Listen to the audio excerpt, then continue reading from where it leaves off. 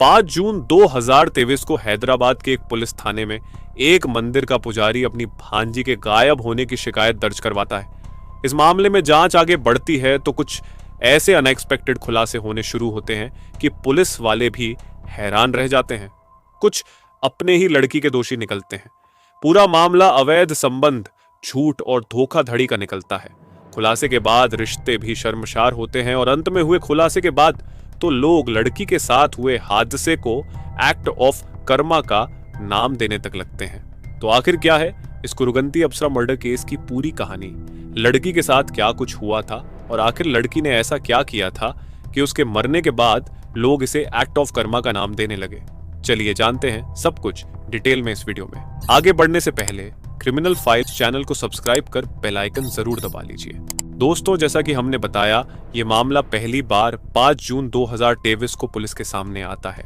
हैदराबाद के Rajiv Gandhi international airport police station के police अधिकारी जब अपने अपने काम में बिजी थे, तभी शरीर पर सफेद वस्त्र धारण किए और माथे पर तिलक लगाए एक व्यक्ति थाने के अंदर दाखिल होता है।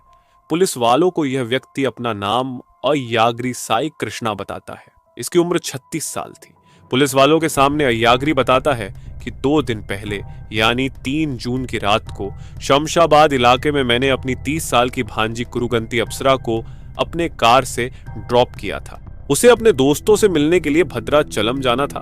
मैं अपनी भांजी को वहां ड्रॉप करके अपने घर चला गया। उसके थोड़ी ही देर बाद जब भांजी के मोबाइल पर फोन करने का प्रयास किया तो उसका मोबाइल स्विच ऑफ आने लगा। यहां तक कि काफी इंतजार के बाद भी उसका मोबाइल स्विच ऑन नहीं हुआ।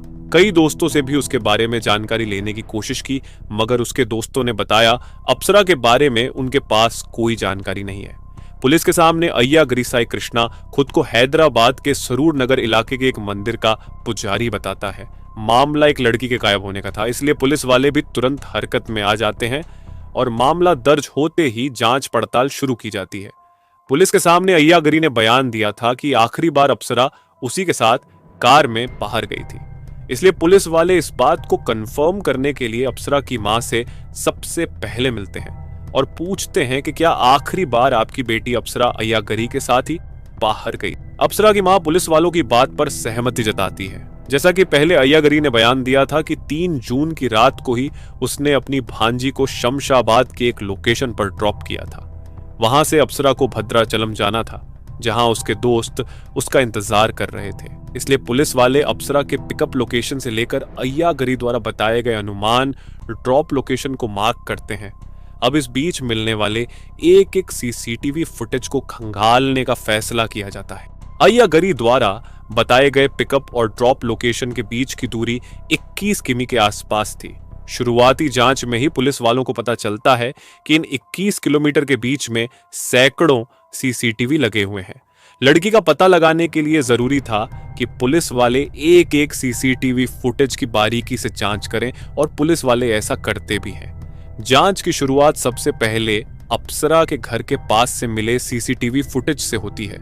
घर के पास लगे सीसीटीवी फुटेज की जब जांच की जाती है तो उसमें अप्सरा अपने मामा अय्याग्री साई कृष्णा के साथ जाती हुई दिखाई देती हैं।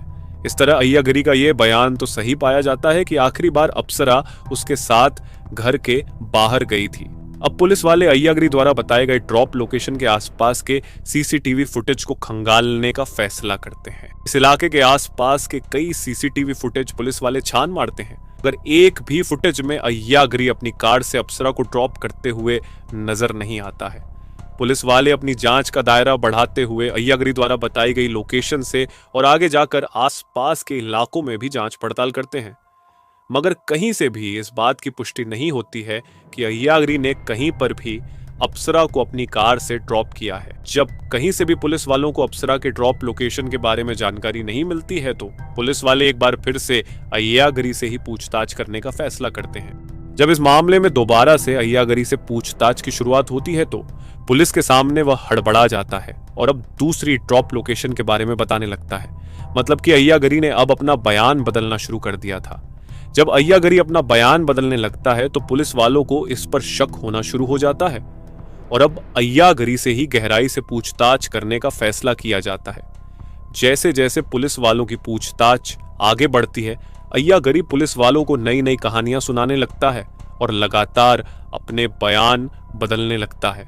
मगर ऐसा लंबे समय तक नहीं चल पाता है, क्योंकि पुलिस वाले अपना तरीका अपनाना शुरू करते हैं तो अय्यागरी सब कुछ सच सच बताना शुरू कर देता है।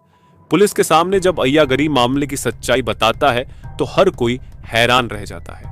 अय्यागरी पुलिस वालों को बताता है कि उसने अपनी भांजी अप्सरा को कहीं भी ड्रॉप नहीं किया था, बल्कि उसने उसे मार दिया है। पुलिस वालों के सामने अय्यागरी बयान देता है कि 3 जून की रात घूमने जाने के बहाने से अपनी भांजी अप्सरा को वह अपनी कार में बैठाता है। फिर वह उसे शमशाबाद के एक बेहद ही सुनसान इलाके में पहाड़ी के ऊपर लेकर चला जाता है। यहाँ इन दोनों में किसी बात को लेकर बहस होती है और फिर यहीं पर एक बड़ा सा पत्थर उठाकर अय्यागरी अपनी भांजी के मुंह पर जोर से मार देता है। एक बार नहीं बल्कि लगातार अय्यागरी अप्सरा के चेहरे पर पत्थर से वार करता है और बड़ी बेरहमी से उसे कुचल कर मार देता है।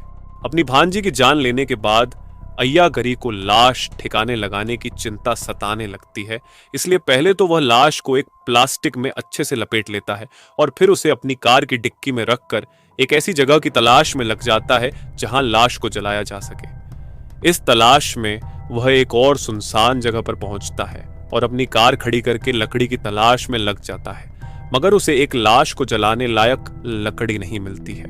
इसके अलावा उसे पकड़े जाने का भी डर सताने लगता है, इसलिए अब वह लाश को जलाने का अपना फैसला बदल देता है और अब दूसरे तरीके से लाश को ठिकाने लगाने का प्लान बनाने लगता है। लाश को गाड़ी की डिक्की में ही रखकर वह उसे कुछ देर तक अपने घर की पार्किंग में ही खड़ी रखता है और फिर मौका मिलते ही कार लेकर उस मंदिर के पीछे चला जाता है जहां वह पुजारी के तौर पर काम किया करता था। इस मंदिर के पीछे मंडल रेवेन्यू अफसर का दफ्तर था। इस दफ्तर के पास एक बड़ा सा मैन होल था। जब चारों तरफ सन्नाटा पसर जाता है तो अय्यागरी अपनी कार को इसी मैन होल के पास लेकर जाता है और मौका पाते ही अप्सरा की लाश को उसी मैन होल में डालकर इसका ढक्कन बराबर से बंद कर देता है। कोई कभी भी इस लाश तक ना पहुंच पाए, इसीलिए अय्यागरी 2 ट्रक मिट्टी भी उस मैन होल के ऊपर डलवा देता है। हालांकि 2 ट्रक मिट्टी डालने के बावजूद अगले दिन अय्यागरी नोटिस करता है कि थोड़ी थोड़ी बदबू मैन होल से बाहर आ रही है, इसलिए वह फिर मिट्टी हटाकर पहले मैन होल के ऊपर अच्छे से सीमेंट का प्लास्टर चढ़ा देता है, फिर उसे मिट्टी से ढक देता है।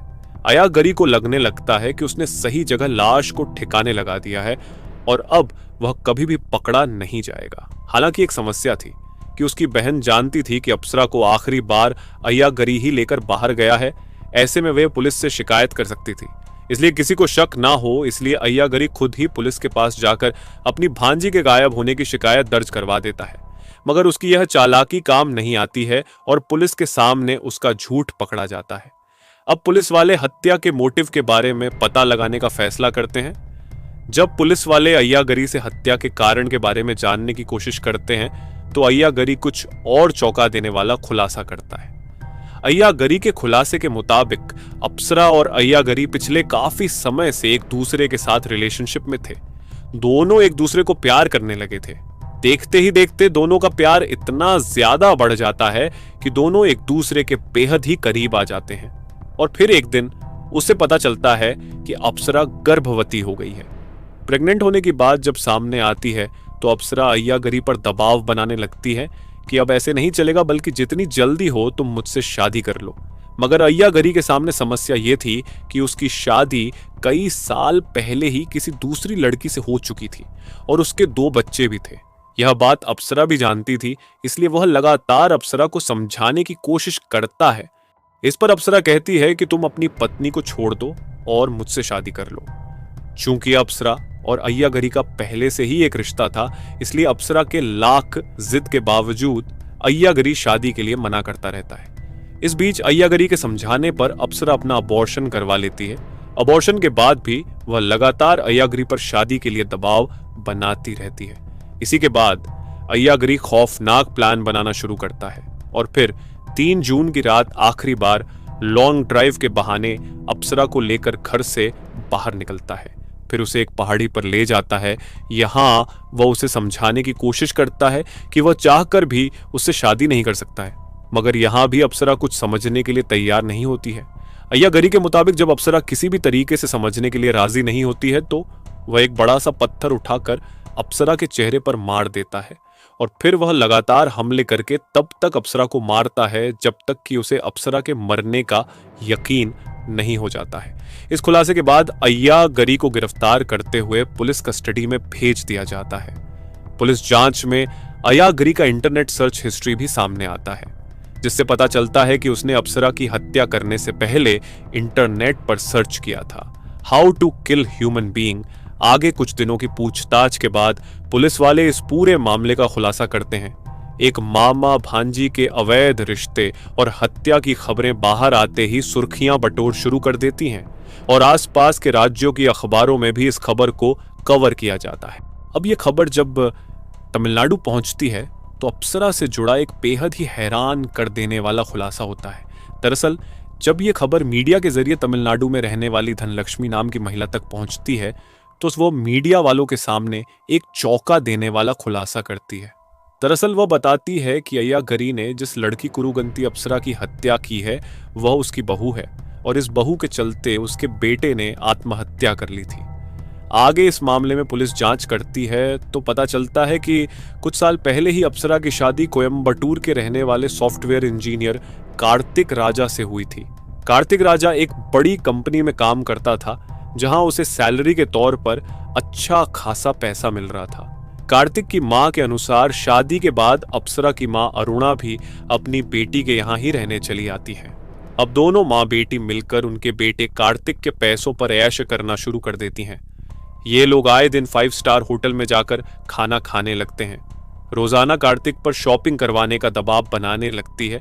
इसके अलावा अप्सरा और उसकी मां कार्तिक के पैसों से हमेशा महंगी महंगी ज्वेलरी खरीदना शुरू कर देती है। ये बात सच थी कि कार्तिक अच्छा पैसा कमा रहा था, मगर जब कार्तिक की बीवी और सासू मां बेतहाशा पैसा खर्च करने लगती है तो कार्तिक की भी आर्थिक स्थिति गड़बड़ा जाती है और वह अपनी सासू मां और बीवी के शौक को पूरा करने के लिए 25 लाख का लोन ले लेता है।